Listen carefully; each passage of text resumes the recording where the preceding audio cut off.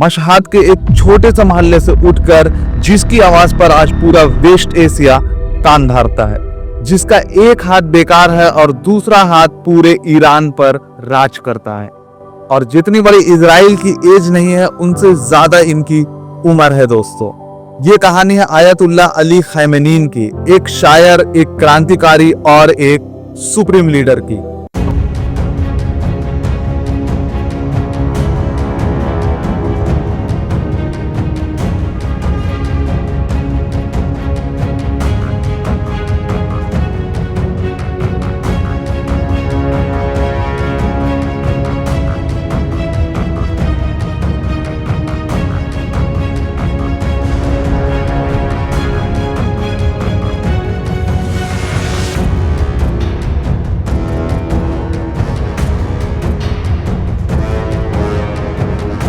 उन्नीस अप्रैल 1939, ये बात है ईरान के एक शहर मशहद की। एक मस्जिद के पास छोटी सी पुरानी हवेली, यहाँ पैदा हुए अली हुसैनी खैमेनी। उनके पिता जावद खैमेनी नजफ के एक मशहूर इस्लामिक स्कॉलर थे। माँ खदीजे मिर्जामादी एक घरेलू लेकिन खास अंदाज वाली औरत। अली खैमेनी दूसरे नंबर के बच्चे थे 8 भाई बहनों में। बचपन में कुरान पढ़ना सिर्फ एक फर्ज नहीं, एक नियम था। सर पे टोपी, हाथों में किताब और दिल में शायरी का शौक। इन्होंने 4 साल की उम्र से कुरान को याद करना शुरू किया।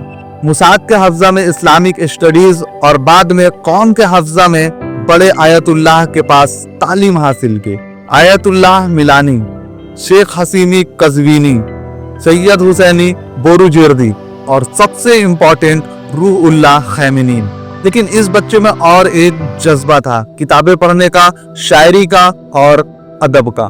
दोस्त मजाक उड़ाते थे, शेमनेरी को पोशाक में देखकर छुप छुप कर हंसते थे, लेकिन अली सिर्फ एक मुस्कुराहट के साथ कहते, मैं इल्म का सफर नहीं छोड़ सकता।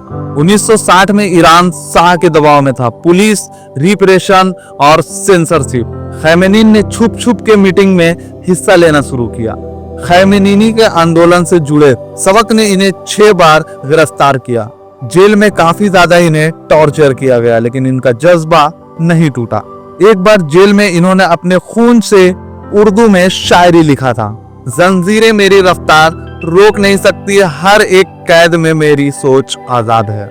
1979 ईरान का सबसे बड़ा पल, इस्लामिक रेवोल्यूशन। शाह भाग गया, खैमेनी वापस आए।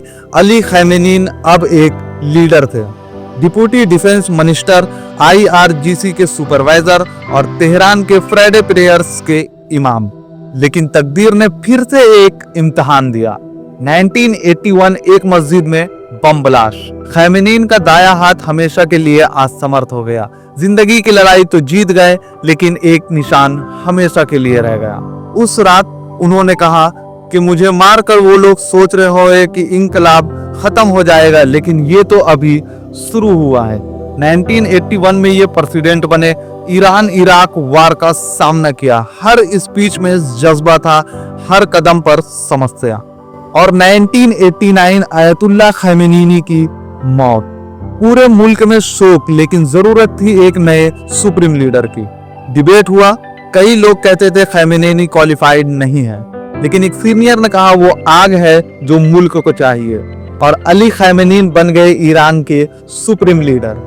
1989 के बाद उन्होंने अपनी ताकत को और मजबूत की। IRGC, मीडिया सब उनके कंट्रोल में। 2009 के इलेक्शन के बाद प्रोटेस्ट हुए, क्रैकडाउन, अरेस्ट, सेंसरशिप।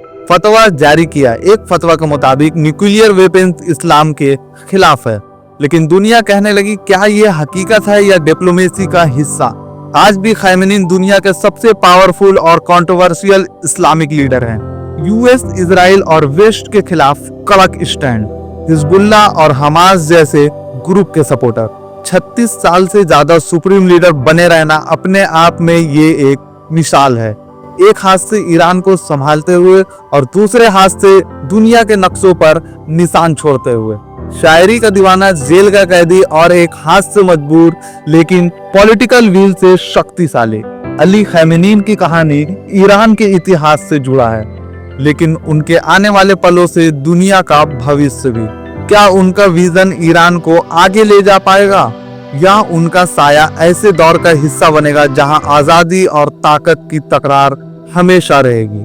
अगर ताकत का साथ हो तो अकल और चाल असली हाथ बन जाती है, और अली खैमेनी ने उसी हाथ से ईरान की तस्वीर बदल दी।